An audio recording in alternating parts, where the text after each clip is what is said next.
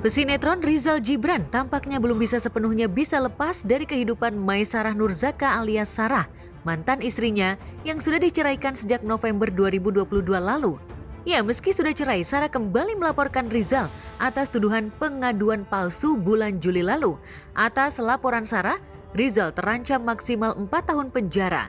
Dan kemarin Rizal kembali menjalani pemeriksaan atas laporan Sarah di Polda Metro Jaya.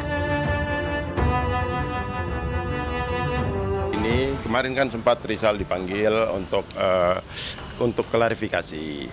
Namun Rizal berhalangan hadir, selanjutnya kami minta reschedule.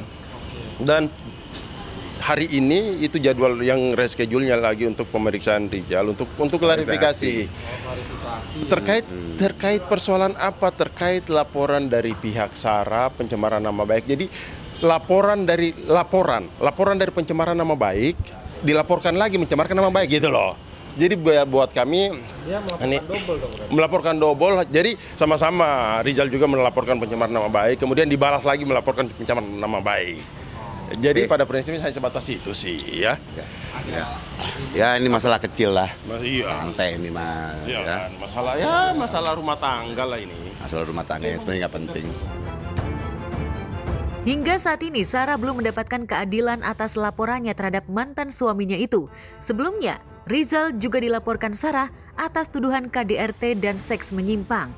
Tuduhan itu langsung dibantah Rizal, dan Rizal melaporkan balik Sarah atas pencemaran nama baik Maret lalu. Enggak. KDRT itu red spesialis, sama seperti pembunuhan, ya perampokan, ya kekerasan. Kalau memang itu kan nggak mungkin saya di depan sini kan. Saya nggak ngerasa ya melakukan apa yang dituduhkan oleh pelapor ya, karena ya memang saya juga punya buktinya sih kalau memang saya nggak melakukan apa yang dituduhkan. Sebutkan tadi. Allah lebih tahu lah, Tuhan lebih tahu lah. Nanti. Iya, jadi begini, kita nggak mau dulu manjang-manjangin persoalan ini karena persoalan ini bukan juga persoalan yang besar menurut kami. Ini hanya sebatas rumah tangga, apalagi dulunya peristiwa-peristiwa ini berangkat dari pasangan suami istri, ya kan. Kemudian laporan pun pihak Sarah yang terkait kekerasan seksual, itu kan terjadi laporan itu setelah Rizal Gibran melakukan gugatan cerai. Pertanyaan kami satu, kalau saja tidak ada gugatan cerai, apakah laporan itu ada? Kami langsung jawab pula, kami bisa pastikan nggak ada laporan itu. Jadi bagaimana kalau laporan muncul karena adanya gugatan cerai? Kira-kira seperti itu ya. Rizal sendiri tak khawatir dengan laporan mantan istrinya. Apalagi laporan itu dibuat setelah keputusan bercerai. Bahkan Rizal menantang kubu Sarah membuktikan semua laporannya di pengadilan. Hasil pemeriksaannya hari ini kita sudah mendatangi Krimum ya untuk hadir memberikan klarifikasi hari ini. Selanjutnya Pak. Ini fakta, ya kan? Rizal Gibran menggugat cerai dalam tahapan proses perceraian. Jadi Rizal Gibran mengajukan cerai itu berdasarkan bukti yang kami lihat adalah kalau nggak salah di posisi November 2022. Laporan ini masuk itu di posisi Februari. Jadi sudah kurang lebih 4 bulan proses perceraian, laporan ini masuk. Umumnya kami selaku lawyer biasa menangani persoalan-persoalan begini. Umumnya itu yang terjadi adalah biasanya itu laporan pidana dulu masuk. Berdasarkan laporan pidana masuk, selanjutnya dari bukti tanda lapor itu dijadikan bukti keperceraian. Tapi menurut saya bahwa perkara Rizal ini perkara cukup aneh juga.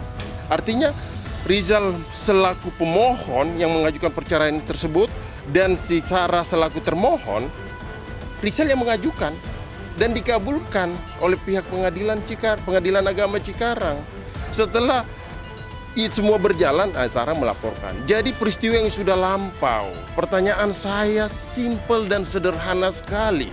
Kalau seandainya tidak ada Rizal mengajukan permohonan cerai, apakah ada laporan itu? Dia mau ngelaporin saya itu hak dia sih. Cuma semua itu tergantung dari pembuktian. Jadi apapun buktinya itu ya kita bisa uji sama-sama lah. Artinya bagi kami perkara ini bukanlah perkara yang sangat besar, bukanlah juga perkara yang sangat ribet. Semuanya jelas dan dalam lingkup rumah tangga pasangan suami istri. Ya, sejak perceraian antara Rizal dan Sarah mencuat dan diputus cerai oleh Pengadilan Agama Cikarang, perang urat syaraf antara Rizal dan Sarah semakin memanas. Mantan pasangan suami istri ini saling klaim merasa paling benar. Sebenarnya persoalan ini bukan persoalan yang sangat besar, ini persoalan dua orang antara suami dan istri.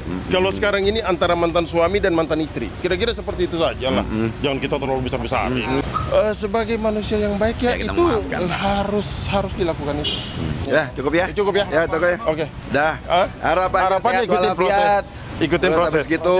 Iya, ikutin proses. Ikutin proses harapannya. Saya sih ya kalau dari pihak Rizalnya baik-baik ya kita juga bisa baik-baik, tapi kan semua berawal dari dia gitu. Jadi ya saya serahkan semuanya ke pihak yang biarkan proses hukum berjalan seperti ini. Jika pintu damai masih terbuka, akankah kubu Sarah rela mencabut laporan atas tuduhan pencemaran nama baik pun Rizal dengan tudingan KDRT? Entahlah, yang jelas semuanya berpulang pada Sarah dan Rizal. Aduh, kadang nangkepin, saya nggak mau nangkepin. Silakan aja. Silakan aja dibuktikan aja. Silakan aja dibuktikan. Gitu kan, buat saya sini. Hanya perlu saya katakan bahwa ini pasangan suami istri. Dan peristiwa yang dilaporkan ini, kalau kita berbicara tempusnya, tempus deliktinya adalah waktu kejadian perkara pidana, ya kan? Waktu kejadian perkara pidana itu kan masih dalam masa perkawinan. Kalau nggak salah saya melihatnya itu masih di 2022 ya, di posisi apa itu? Di posisi Maret kalau nggak salah. Itu tempus deliktinya. Saat Rizal dan Sarah masih harus terlibat sengit di meja hukum, selebgram Afifah Riyad baru saja resmi melaporkan mantan kekasih suaminya Regi Nazlah. Afifah melaporkan Regi dengan tudingan penganiayaan dengan membawa serta sejumlah bukti fisik akibat diduga dianiaya mantan kekasih suaminya. Kita pengen nanya kelanjutan dari hasil laporan. Kita melaporkan kan sekitar bulan Juli kan. Nah kita mau nanya lagi ke bagian apa itu sudah sejauh mana laporan kita. Melindungin kepalanya pipa, itu tangan saya cuma dua nih, kayak gini. Tangan dia itu yang satu terus jemput pipa dan yang satu lagi terus nyakar pipa. Dan saya kayak gini, posisi pipa ada di paha saya. Nah kakinya si terlapor itu nendang perut istri saya. Jadi saya harus ini doang gitu loh, yang satu begitu. Jadi terjadilah seperti ini luka-lukanya. Ini ada bekas darah saya yang ada di celananya Derry. Ya karena Derry coba buat ngejaga kepala saya di darahnya, dan ada beberapa luka di wajah, gusi sama bibir. Ini yang dicakar-cakar. Ya, ini yang dicakar. Ini di bagian pipi sama di bagian leher.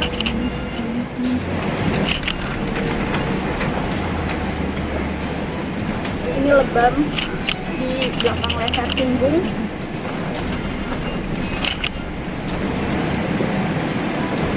Perut dipendang.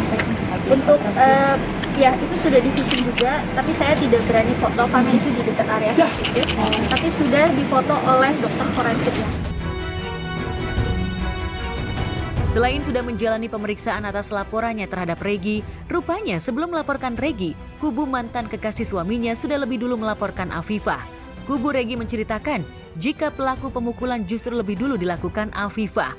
Kala itu, Regi menuturkan bertemu di sebuah tempat nongkrong kawasan Rawamangun untuk mengklarifikasi perseteruannya mereka di akun TikTok. Namun pertemuan dengan Afifah tak berjalan mulus lantaran Afifah tersulut emosi ketika ditunjukkan satu konten yang menyudutkannya. Menurut kubu Regi, Afifah lah yang lebih dulu memukul Regi. Pihak Regi bahkan sesumbar punya bukti visual untuk melengkapi laporannya. Ya, masih di bulan Juli juga, rumah itu datang ke restoran tersebut dengan gestur sama ekspresi wajah yang menurut saya tidak baik, mulai dari dia datang dengan menantang, melihat saya dari atas ke bawah. Setelah kita duduk bersama, pembicaraan mulai memanas, dia memajukan badan sama wajahnya yang menurut saya itu sangat mengancam saya karena posisi saya ada di pojok. Setelah dia datang, dia majuin badan sama mukanya, saya sempat ngejauhin wajahnya, tapi setelah itu dia malah menyerang, dia menjenggut, dia narik saya sampai saya jatuh ke lantai, dia nyakar saya. Setelah itu dia nendang perut saya sampai saya ngerasa saya udah nggak tahan, di situ semuanya gelap. Terus saya sempat gigit lutut dia sebelah kanan, berharap biar dia stop nendang, stop nyakar, tapi dia malah membabi buta. Tapi dari pihak FIFA sendiri, Saya nggak pernah mukul ataupun nunjuk pihak terlapor. tidak pernah ya? Tidak pernah memulai ya? Tidak pernah. Saya tidak pernah memukul siapapun sama sekali.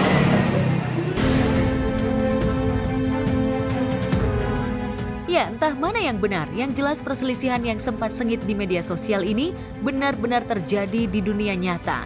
Tentang siapa yang berbohong dan siapa yang paling jujur, semua akan diuji melalui bukti hukum nanti di meja hijau. Semuanya saya serahkan ke penyidik. Iya, saya akan melaporkan tindakan tersebut